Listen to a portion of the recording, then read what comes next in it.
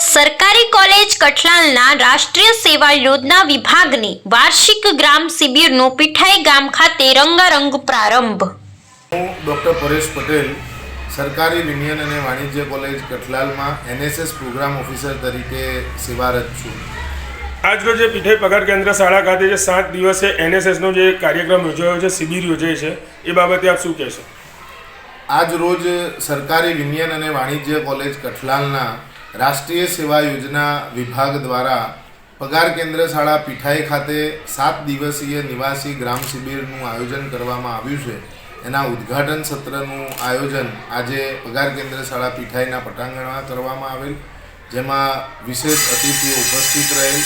તેમની હાજરીમાં આજના યુવાનો સ્વામી વિવેકાનંદ અને મહાત્મા ગાંધીના સીધેલા આદર્શોમાં આગળ વધે અને વિકસિત ભારત 2047ના સ્વપ્નને વાસ્તવિક અર્થમાં ચરિતાર્થ કરવા બાબતે પોતે આગળ વધે તેવા યશસ્વી અને ઉમદા હેતુથી તેઓમાં નેતૃત્વના ગુણોનું સિંચન થાય તે માટે રાષ્ટ્રીય સેવા યોજનાની ગ્રામ શિબિરનું આયોજન પીઠાઈ ગામ ખાતે કરવામાં આવેલ છે।